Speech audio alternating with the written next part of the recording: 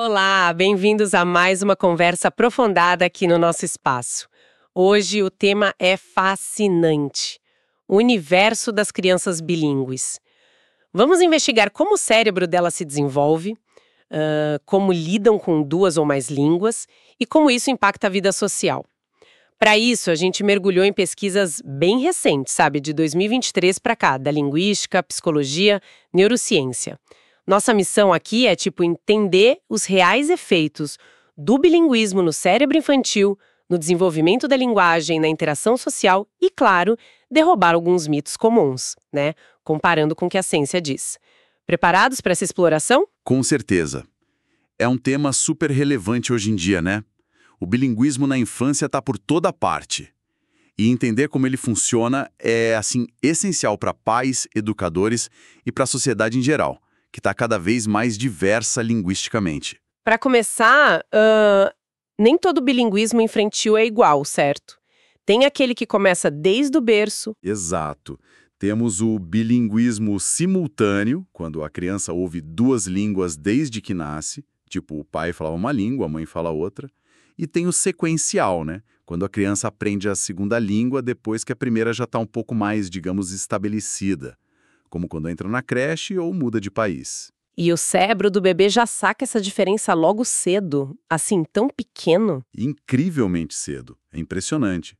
Estudos lá de Princeton mostram que por volta dos 18, 20 meses, os bebês bilíngues já entendem que dog e cachorro, por exemplo, não são só palavras diferentes para a mesma coisa dentro de uma língua só.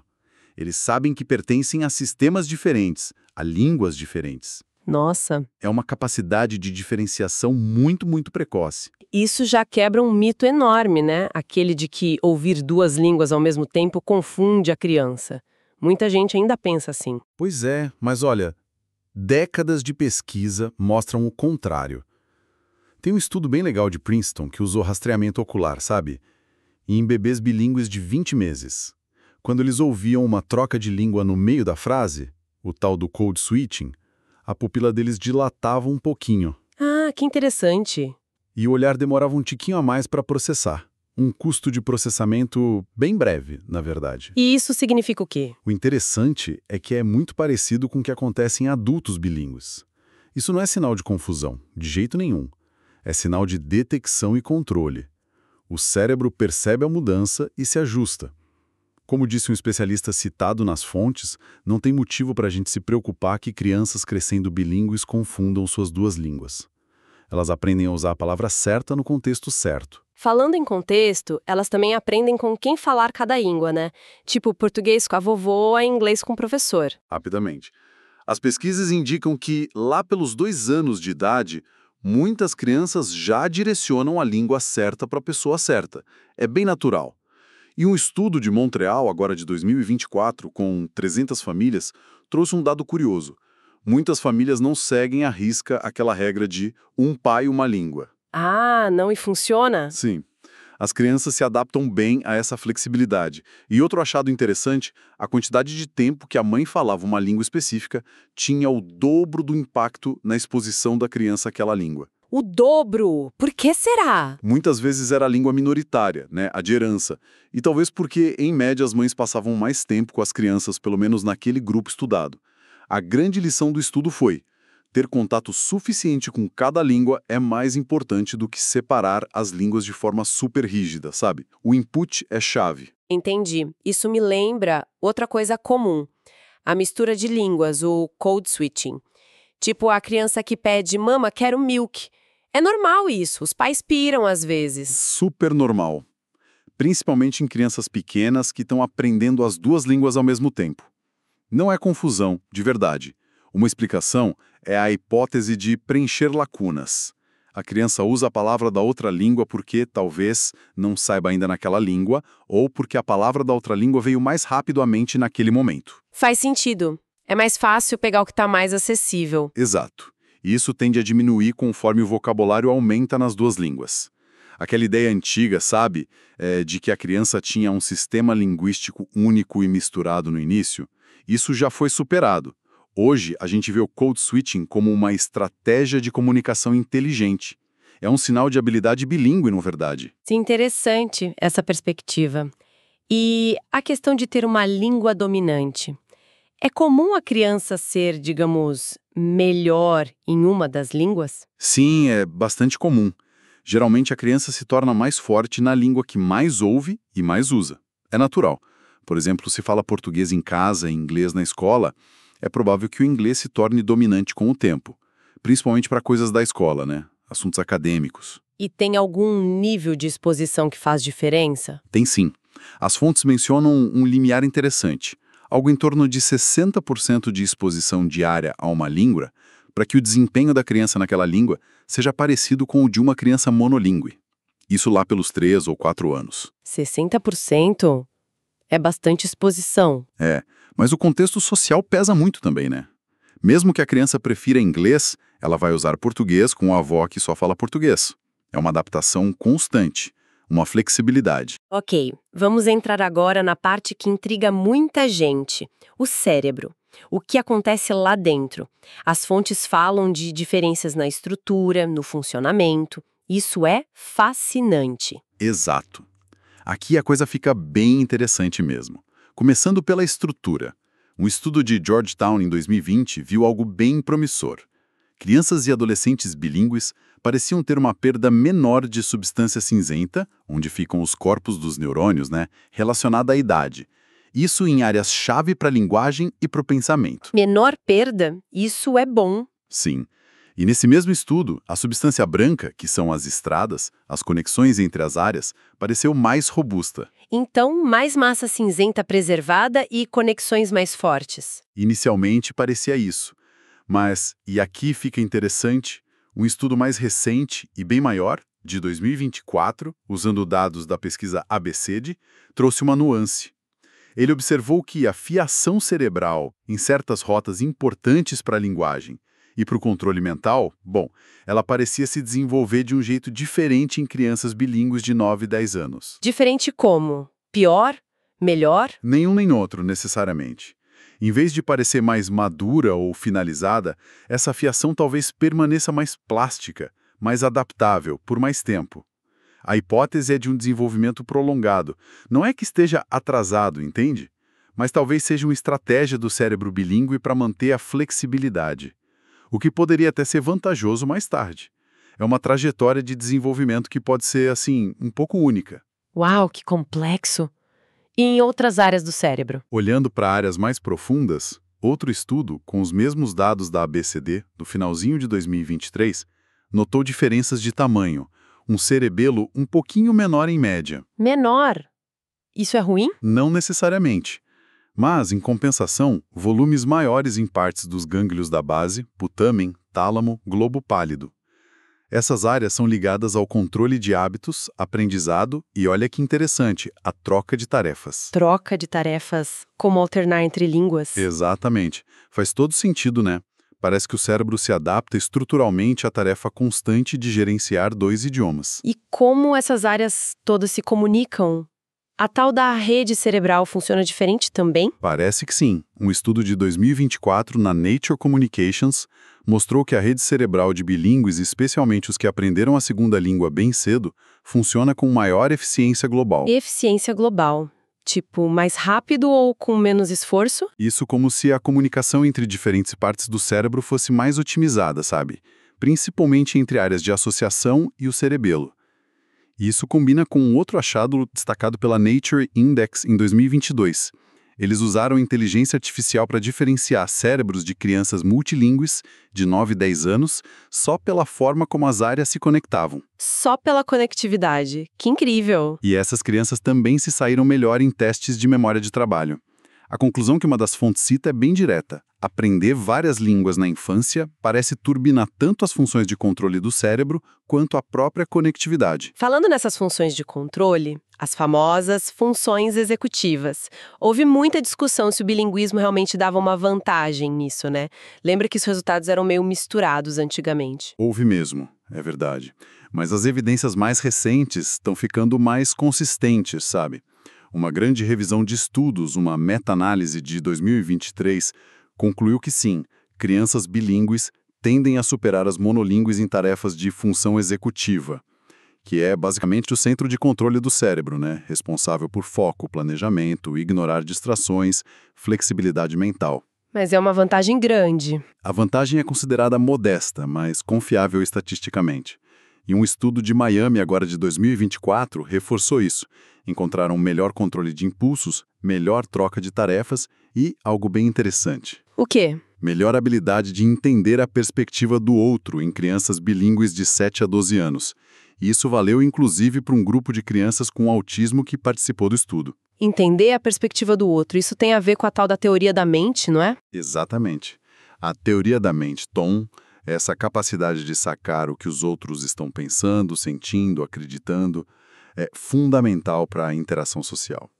E as pesquisas recentes, como uma revisão de 2023 e o estudo previsto para 2025, estão ligando o bilinguismo a uma tom mais desenvolvida. Como assim? Um estudo de Cambridge viu que crianças com exposição equilibrada às duas línguas se saíam melhor em testes clássicos de tom, como entender que alguém pode ter uma crença falsa sobre alguma coisa. E por que isso acontece? Qual a ligação? A ideia é que a própria experiência diária de ter que pensar sobre qual língua usar com quem e entender que pessoas diferentes falam línguas diferentes e sabem coisas diferentes, isso já seria um super treino social e cognitivo. Como disse uma fonte de Princeton, a experiência auditiva cotidiana na infância provavelmente dá origem às vantagens cognitivas. É o uso constante que exercita o cérebro, entende? Entendi. Faz muito sentido. Agora vamos para a linguagem em si. Muitos pais ficam com aquela pulga atrás da orelha. Meu filho vai demorar para falar, vai ter menos vocabulário, vai misturar tudo. O que as fontes dizem sobre isso? Olha, a mensagem principal aqui é bem tranquilizadora. Crianças bilíngues atingem os marcos do desenvolvimento da linguagem, tipo começar a balbuciar, falar as primeiras palavras, formar frases, em idades muito parecidas com as das crianças monolíngues. Mesmo, não tem atraso nenhum. Não por causa do bilinguismo em si.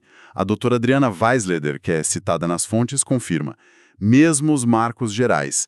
Talvez, e isso é um talvez, levem um pouquinho mais de tempo para dominar algumas subhabilidades bem específicas, como distinguir sons muito parecidos que existem numa língua, mas não na outra. Tipo? O exemplo clássico é o B e o V em inglês versus espanhol.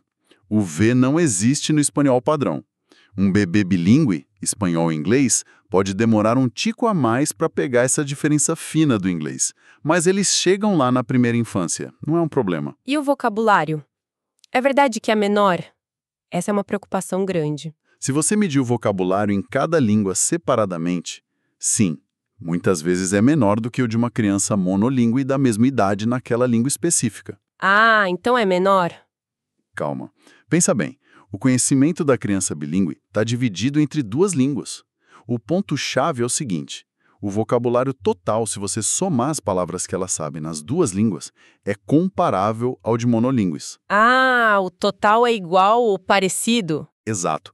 A velocidade com que aprendem palavras no geral é a mesma. E, lembrando daquele limiar dos 60% de input, com exposição suficiente, o desempenho em uma língua tende a se equiparar ao de monolíngues por volta dos 3, 4 anos. O segredo é o input, a exposição, a prática. Sem isso, especialmente para a língua minoritária, existe sim o risco real dela se perder com o tempo. Entendi. Tem que usar para não perder. E misturar a gramática, tipo colocar uma palavra em inglês no meio de uma frase em português com a estrutura do português. Também é normal nos primeiros anos, ali entre 1 e 3 anos mais ou menos. Mas isso tende a se resolver sozinho, por volta dos 4, 5 anos.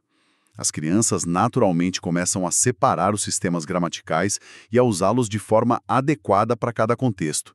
Elas percebem as regras. E olha que interessante, mesmo quando misturam, como em quero milk, muitas vezes a mistura segue as regras gramaticais das duas línguas. Como assim? Elas estão gerenciando os dois sistemas, não que estão confusas.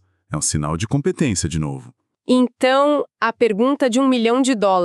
Ser bilíngue causa atraso na fala? Responde direto. Não. Um sonoro não. As fontes são unânimes nisso. Atrasos reais na fala, quando acontecem, têm outras causas. Pode ser um problema de audição, pode ser um transtorno do desenvolvimento da linguagem, TDL, por exemplo. Mas não o bilinguismo. Exatamente. O perigo é um diagnóstico errado, às vezes porque a criança é testada só em uma língua e o teste não pega tudo o que ela sabe nas duas. A avaliação tem que ser adequada. Misturar palavras, como a gente viu, é parte normal do processo. Um artigo citado de 2025 é super claro. Crescer com mais de uma língua não causa atrasos. A mistura de palavras é parte normal do desenvolvimento bilíngue saudável. Isso vale para todo mundo, mesmo crianças com alguma condição. Sim, e isso vale até para crianças com desafios como TDL ou autismo. O estudo de Miami de 2024 mostrou que o bilinguismo não só não atrapalha, como pode até trazer benefícios cognitivos para essas crianças também. Não faz sentido evitar o bilinguismo nesses casos. É um mito que precisa cair. Ufa, que alívio para muitos pais ouvindo. E se a criança aprende 3 ou mais línguas, muda alguma coisa? Vira uma confusão aí? Os princípios básicos são os mesmos. O maior desafio prático é, claro, dividir o tempo de exposição entre todas as línguas. A fluência em cada uma vai depender desse contato, dessa prática. E os benefícios cognitivos? Podem até ser maiores. Aquele destaque da Nature Index que eu mencionei antes, ele indicou que crianças multilingües superaram as bilíngues em memória de trabalho e conectividade cerebral. Sério? Mais línguas, mais vantagem? Parece que sim, pelo menos naquele estudo. A mistura de línguas pode ser um pouco mais frequente no início, talvez, mas elas também aprendem a separar os sistemas. Não há nenhuma evidência de que uma terceira língua cause sobrecarga ou atraso. O cérebro infantil dá conta do recado. Ele é incrível. Fascinante. Vamos mudar um pouco o foco agora para o lado social e cultural. Como o bilinguismo influencia a identidade e os relacionamentos da criança? Bom, podemos voltar àquela vantagem na teoria da mente e na tomada de perspectiva que a gente falou. Essa maior sensibilidade para entender o ponto de vista do outro. Sim. Que parece ser turbinada pelo bilinguismo, pode ser um ativo social enorme. Facilita empatia, comunicação eficaz, faz diferença nas relações. E a ligação com a cultura, com a língua de herança dos pais ou avós. Como isso pesa? Isso é super importante. Manter a língua de herança fortalece os laços com a família, especialmente com as gerações mais velhas, sabe? Conecta a criança com as suas raízes culturais, gera um sentimento de pertencimento, de orgulho. Mas imagino que possa ter desafios também. Pode sim, claro. Se houver preconceito na sociedade ou na escola, a criança pode se sentir diferente ou até ter vergonha de usar a língua minoritária. Infelizmente, isso acontece. Por isso, o apoio da escola e da comunidade é tão vital. Usar práticas que valorizem todas as línguas que a criança fala, o chamado translanguaging, faz uma diferença enorme para o bem-estar dela. E na interação com os colegas, muda alguma coisa ser bilíngue? Varia muito com o contexto, claro. As pesquisas mostram que existe uma preferência natural por sotaques familiares, isso é normal. Mas estar exposto a várias línguas desde cedo pode deixar a criança mais aberta a diferentes sotaques e formas de falar. Às vezes, crianças bilíngues acabam virando meio que intérpretes para amigos ou familiares. Isso pode ser bom, por um lado, desenvolve responsabilidade, mas às vezes traz uma carga extra, né? Sim, imagino. Há também um potencial para maior tolerância com dificuldades de comunicação e talvez habilidades pragmáticas mais afiadas, saber como usar a linguagem de forma apropriada em cada situação social, adaptar o registro, essas coisas. Pensando no futuro, então, quais os impactos a longo prazo na vida social e acadêmica? O que as pesquisas sugerem? As fontes sugerem coisas bem positivas. Bilíngues podem ter redes sociais mais amplas, justamente por transitarem entre culturas e línguas, desenvolvem uma espécie de code switching cultural, uma flexibilidade para navegar em diferentes contextos sociais. Uma adaptabilidade maior. Exato. E academicamente, ter uma base sólida na língua materna ajuda muito na hora de aprender a ler e escrever na segunda língua. A alfabetização transfere habilidades. E aquela maior consciência sobre como as línguas funcionam, a tal da consciência metalinguística, pode facilitar o aprendizado de outras línguas no futuro e até melhorar a escrita na própria língua materna. E para a sociedade como um todo? Contribui para uma sociedade mais conectada, né? Cria pontes entre diferentes comunidades e tem até quem associa o bilinguismo a uma maior criatividade por causa dessa flexibilidade mental. Faz todo sentido. E para a gente comparar um pouco, é muito diferente aprender uma língua na infância e depois de adulto? O cérebro funciona igual? Especialmente antes dos 7 anos ou talvez até o fim da adolescência, segundo algumas teorias. Mais fácil em que sentido? Alcançar aquela fluência e principalmente a pronúncia que soa totalmente nativa. O cérebro infantil é mais plástico, mais moldável para sons e estruturas novas. Aprender cedo parece integrar as línguas na rede neural de uma forma mais fundamental, mais profunda, sabe? Como se as duas fossem língua materna. E como o cérebro lida com as línguas de forma diferente nesses casos, no adulto versus na criança? O adulto aprendendo uma segunda língua geralmente usa um processo mais consciente, mais explícito. Depende mais de estudo formal, de regras, e isso recruta áreas cerebrais diferentes ou com mais intensidade, como as ligadas à memória explícita e ao controle executivo lá no córtex pré-frontal. Quem aprendeu cedo? Quem aprendeu desde cedo tende a ter mais sobreposição na ativação das áreas principais de linguagem, como a área de Broca e o Wernicke, para as duas línguas. É mais integrado. Aprendizes mais tardios podem se apoiar mais na estrutura da primeira língua, às vezes ficam traduzindo mentalmente, né? Sim, acontece muito. Até a resposta do cérebro a erros gramaticais, se você medir com EEG, é diferente entre bilíngues precoces e tardios. E como a gente falou antes, aprender cedo está ligado a uma maior eficiência da rede cerebral como um todo. E as diferenças que a gente percebe no dia a dia, além da fluência? A mais óbvia, claro, é o sotaque. Crianças que crescem com duas línguas geralmente falam ambas sem sotaque estrangeiro, ou com um sotaque mínimo. Adultos quase sempre mantêm o sotaque da primeira língua, por mais fluentes que sejam. É verdade. Outra diferença é a intuição gramatical. A criança absorve as regras implicitamente pelo uso. O adulto, muitas vezes, estuda as regras explicitamente. As estratégias mentais também podem mudar. Pensar diretamente na língua versus ficar traduzindo na cabeça. Uma citação da Nature Communications resumiu bem. Quando uma habilidade é adquirida desde o nascimento, é diferente de aprender mais tarde na vida. Mas adultos também aprendem, né? Claro, adultos têm suas vantagens.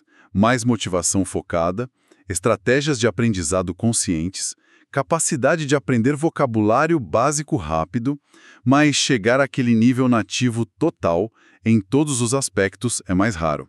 Podemos dizer que bilíngues precoces têm, de fato, duas línguas maternas. Os tardios têm uma língua materna e uma segunda língua muito bem aprendida, mas que talvez funcione um pouquinho diferente no cérebro. Entendi perfeitamente a diferença. Então, juntando tudo isso que a gente conversou, qual é o saldo final? Quais são as vantagens do bilinguismo que realmente ficam para a vida toda, segundo as pesquisas mais recentes? Olha, as fontes pintam um quadro bem positivo a longo prazo, sim. Vamos recapitular os pontos-chave? Primeiro, a tal da reserva cognitiva. Há estudos bem consistentes ligando o bilinguismo, especialmente o que dura a vida toda, a um início mais tardio de sintomas de demência, como Alzheimer. É como se o cérebro ficasse mais resistente ao desgaste. Isso é incrível! É sim. Segundo, aprender outras línguas depois fica mais fácil. Aquela flexibilidade mental e a maior consciência sobre como as línguas funcionam ajudam pra caramba. Abre portas para ser poliglota. Exatamente. Terceiro, claro, abre portas acadêmicas e profissionais. Hoje em dia, ser bilíngue é uma habilidade muito, muito valorizada no mercado de trabalho globalizado. Pode dar uma vantagem real. Com certeza. Quarto, traz uma riqueza social e cultural enorme. Uma perspectiva mais ampla sobre o mundo, mais empatia por outras culturas, mais adaptabilidade para lidar com situações diversas. Enriquece a vida, né? Muito. Quinto, aquelas vantagens nas funções executivas, foco, flexibilidade, controle inibitório, que a gente viu nas crianças, parecem persistir na vida adulta. O cérebro continua sendo exercitado. E sexto, potencialmente isso se reflete em melhores habilidades de comunicação em geral e até, como alguns estudos sugerem, numa maior criatividade. Uau, é uma lista e tanto. E o mais importante, reforçando o que você já disse, as pesquisas atuais são muito claras em mostrar que não há desvantagens significativas a longo prazo por ser bilíngue. Aqueles mitos de confusão, atraso, foram derrubados pela ciência. O que faz a diferença mesmo é um ambiente que apoie e valorize as 2 ou mais línguas da criança, que dê oportunidade para ela usar todas elas. Para encerrar nossa conversa de hoje, então, fica a mensagem principal. Crescer bilíngue parece moldar o cérebro e as habilidades de pensamento de forma muito positiva. O desenvolvimento da linguagem segue seu curso normal, só que em dobro, né? E ainda traz de brinde todos esses benefícios sociais e culturais. É motivo para celebrar, não para ter medo. Exato. É um presente, na verdade. E deixo aqui uma provocação final, sabe? Pensando alto a partir do que a gente viu hoje. Se o cérebro infantil é tão incrivelmente adaptável, e se o multilinguismo traz tantos benefícios cognitivos e sociais comprovados, como seria se a gente incentivasse isso de forma mais sistemática nas escolas, para todas as crianças, desde cedo? Interessante. Será que isso mudaria não só o potencial de cada indivíduo, mas também a forma como a gente interage como sociedade, como a gente busca soluções para os nossos problemas coletivos no futuro, com mais perspectivas diferentes na mesa? É algo que as fontes nos inspiram a pensar, né? Fica a reflexão.